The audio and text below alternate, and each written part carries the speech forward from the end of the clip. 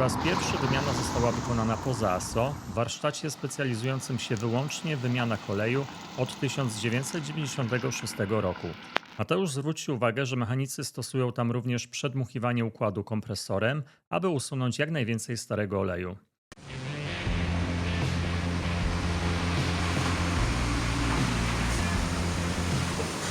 Witajcie w kolejnym odcinku na kanale R2D. Wracamy dziś do Hyundai'a Elantry z wolnosącym silnikiem 1.6 MTI i pośrednim wtryskiem paliwa, czyli konstrukcję, która teoretycznie powinna być jedną z mniej problematycznych w całej serii naszych eksperymentów. A jednak poprzedni etap badań, zaprezentowany w odcinku numer 324, zostawił po sobie sporo znaków zapytania.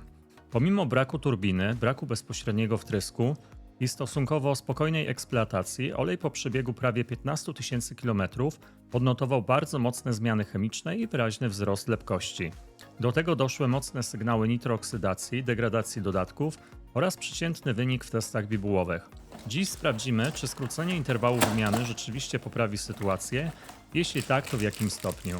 Mateusz po publikacji poprzedniego filmu dokładniej przeanalizował instrukcję obsługi i zwrócił uwagę na bardzo istotny zapis. Okazało się, że jego sposób użytkowania samochodu producent klasyfikuje jako trudne warunki eksploatacji. Chodzi m.in. o częste jazdy poniżej 8 km, ruch miejski o dużym natężeniu, częste zatrzymywanie i ruszanie oraz regularne podjazdy i zjazdy w terenie górzystym. W takich warunkach Hyundai zaleca skrócenie interwału wymiany oleju z 15 tysięcy km do 7,5 tysiąca km. Mateusz napisał wręcz bardzo ciekawą rzecz. Teraz szczerze nie wiem, czy w ogóle u kogokolwiek występują warunki, aby rzeczywiście dobijać do 15 tysięcy km. I właśnie to będziemy dziś wspólnie weryfikować. Tym razem olej został zlany po przebiegu 9600 km, czyli zdecydowanie wcześniej niż poprzednio. Co istotne, eksploatacja przypadała głównie na okres zimowy, więc warunki pracy były potencjalnie trudniejsze niż w pierwszym etapie. Pojawia się też kilka nowych elementów eksperymentu. Po pierwsze, po raz pierwszy wymiana została wykonana poza ASO w warsztacie specjalizującym się wyłącznie w wymianach oleju od 1996 roku. Mateusz zwrócił uwagę, że mechanicy stosują tam również przedmuchiwanie układu kompresorem, aby usunąć jak najwięcej starego oleju.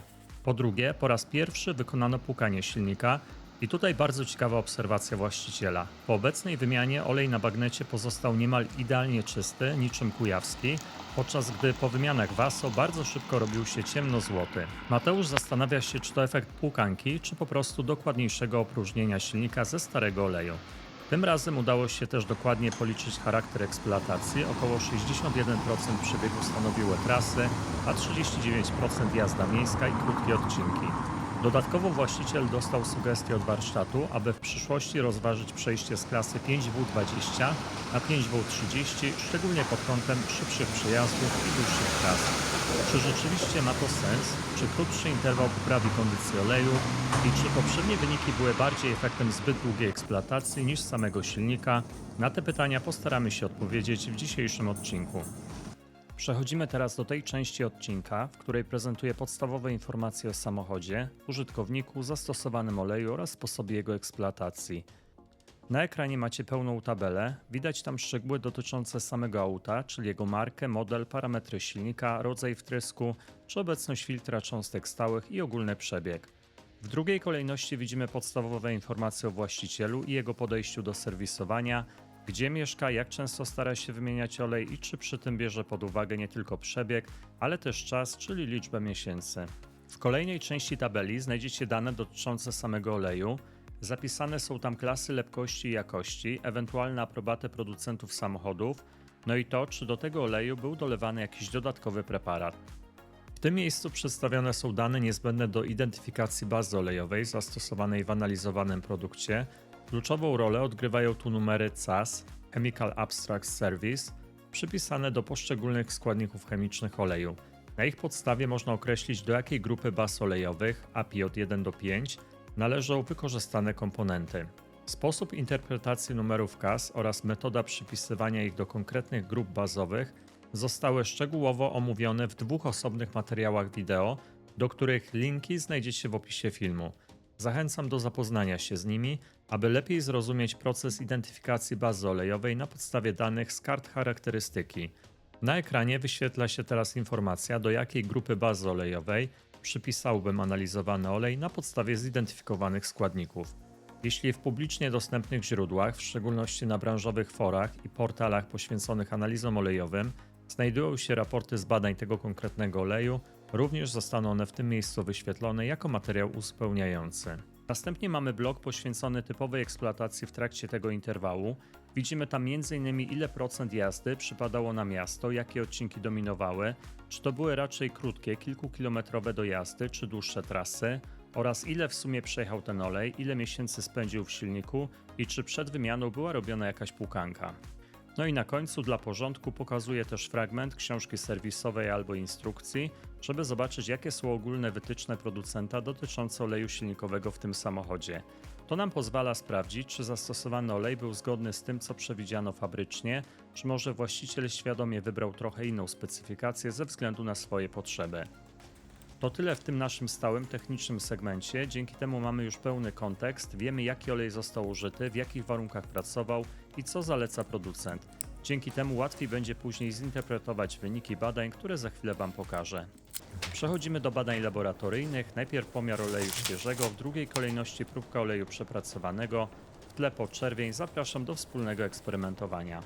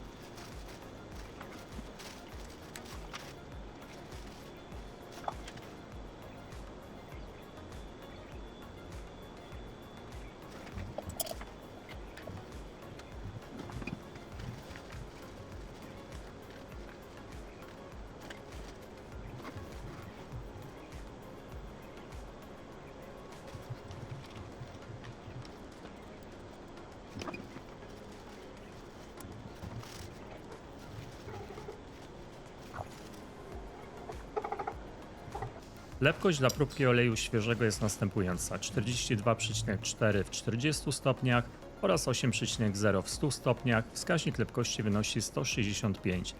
I teraz pierwsza sprawa, niemal identyczne wyniki jak poprzednim razem. Z jednej strony mamy potwierdzenie zgodności aparaturowej, ale z drugiej strony, porównując ten wynik do deklaracji producenta, ponownie mamy spory znak zapytania. O co chodzi z tymi rozjazdami? I tutaj dziękuję Mateuszowi, ponieważ dwukrotnie pisał do producenta z prośbą o wyjaśnienia. Niestety nie otrzymał odpowiedzi, a na to nie mamy wpływu. Pozostaje uzbroić się w cierpliwość, może w przyszłości uda się rozwiązać tą zagadkę. Przechodzimy do pomiaru lepkości oleju przepracowanego. Zapraszam.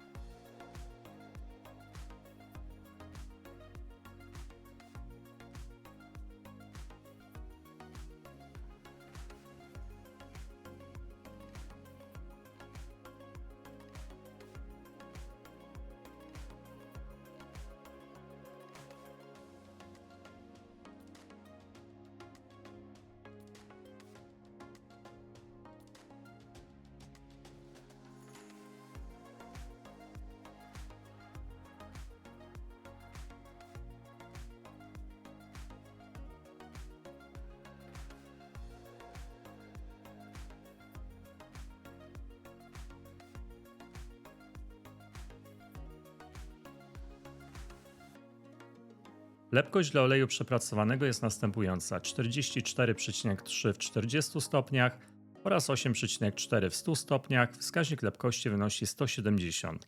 Liczymy zmiany procentowe. W wyniku eksploatacji następuje wzrost lepkości o 4% w niższej temperaturze oraz o 5% wyższej temperaturze wskaźnik lepkości 3% na plusie. I to jest bardzo ciekawy oraz ważny kierunek zmian, ponieważ dokładnie ten sam schemat obserwowaliśmy już w pierwszym etapie badań tego samochodu. Wtedy wzrost lepkości był nawet jeszcze mocniejszy. To sugeruje, że w tym konkretnym silniku i przy tym sposobie eksploatacji dominującym mechanizmem degradacji oleju nie jest rozcieńczanie paliwem, które zwykle prowadzi do spadku lepkości, lecz raczej stopniowa agregacja produktów spalania i zanieczyszczeń powstających w trakcie eksploatacji. Mówiąc prościej, olej z czasem robi się w cudzysłowie gęstszy, a nie rzadszy. Może to być związane m.in. z procesami utleniania, nitrooksydacji oraz kumulacją drobnych produktów spalania, które stopniowo zmieniają charakterystykę lepkościową oleju. Przechodzimy do kolejnego etapu badań, test bibułowy. Użyjemy testu IDEA od MCU oraz testu wewnętrznego R2D w opcji z 3 bibułami. Zobaczcie, jak wyglądała aplikacja kropli na test oraz kilka zdjęć zrobionych po określonym czasie.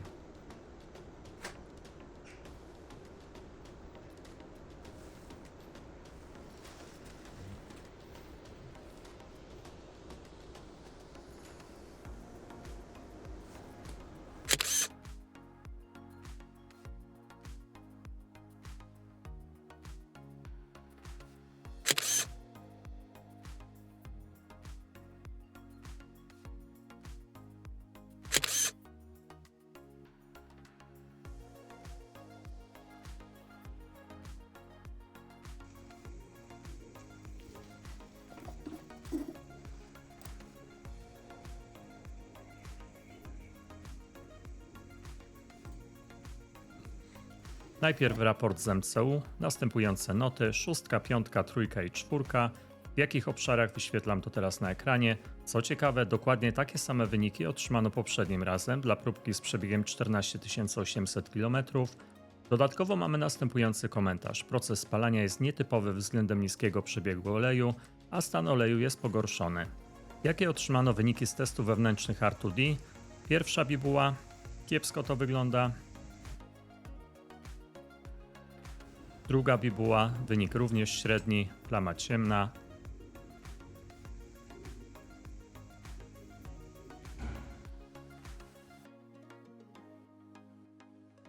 Trzecia bibuła, również wynik przeciętny, delikatna obecność błękitnej aureoli. Może to świadczyć o wyczerpaniu się dodatków tego oleju. Jest lepiej niż w poprzednim etapie, natomiast wciąż są to wyniki z kategorii kiepskie. Przechodzimy do podczerwieni. Rejestrujemy widma, przyglądamy się otrzymanym wynikom, porównujemy widmo oleju świeżego z widmem dla oleju przepracowanego. Następnie generujemy widmo różnicowe, żeby sprawdzić, w jakim stopniu olej zdegradował z punktu widzenia zmian parametrów chemicznych. W podczerwieni standardowo na początku agregujemy widma z 2 etapów na jednym wykresie. Widzimy dzięki temu, w których miejscach postępuje degradacja oraz w jakim stopniu. Procesy nitrooksydacyjne, sulfonowania oraz oksydacyjne na niższym poziomie, zasługa skróconego interwału. Więcej zanieczyszczeń w zakresie 3150-3600, może to być pochodna eksploatacji zimowej, np. woda. Degradacja dodatków na zauważalnie niższym poziomie. Podsumowując, agregując wszystkie zmiany w jeden wskaźnik jakości, otrzymujemy wartość 70%. W pierwszym etapie było to 67%, czyli mamy kilka punktów procentowych lepiej. Na marginesie dodam, że ten agregat jakości od odcinka numer 353 jest liczony według zmienionej formuły. Pojawiło się więcej zmiennych, stresory wzmacniające degradację oleju. Część z Was zapewne pamięta, bo dyskutowaliśmy o tym dość szczegółowo. Podsumowując drugi etap obserwacji, skrócenie interwału wymiany oleju z okolic 15 000 km do około 10 000 poprawiło sytuację. Widzimy zmniejszony poziom degradacji chemicznej, niższe wartości procesów nitrooksydacyjnych i oksydacyjnych oraz spokojniejszy obraz w podczerwieni. Do optymalnych poziomów jeszcze trochę brakuje, ale jesteśmy na dobrej drodze. Kluczowe pytanie na kolejny etap badań: jakie efekty przyniosła zastosowana płukanka do silnika? Odcinek może stanowić potwierdzenie dla bardzo charakterystycznej cechy tego konkretnego silnika i sposobu eksploatacji. Olej nie ulega rozcieńczaniu paliwem, lecz stopniowo zagęszcza się w wyniku kumulacji produktów spalania i procesów starzeniowych. To ważna obserwacja, bo pokazuje, że nie każdy nowoczesny silnik benzynowy degraduje olej w ten sam sposób i nie zawsze największym problemem jest paliwo w oleju. Na ten moment wydaje się, że okolice 5 do 7 000 km To zdecydowanie rozsądniejszy i bezpieczniejszy zakres wymiany dla tego samochodu niż fabryczne 15 000 kilometrów, szczególnie przy eksploatacji miejskiej i zimowej. I właśnie to będzie bardzo ciekawe do potwierdzenia w kolejnym etapie tego eksperymentu. Dziękuję za wspólne eksperymentowanie. Z góry dziękuję za aktywność na kanale, bo jest ona bardzo ważna. Komentarz, łapka w górę, subskrypcja kanału to sygnały dla mnie, że prowadzone eksperymenty spotykają się z Waszym zaciekawieniem. Zapraszam osoby zainteresowane udziałem we wspólnym eksperymentowaniu do kontaktu mailowego. Znajdziecie go w opisie filmu. Dziękuję wszystkim patronom kanału za wsparcie inicjatywy prowadzenia eksperymentów na platformie YouTube. Wszystkich zainteresowanych zapraszam do tego grona. Do usłyszenia w następnym odcinku. Cześć!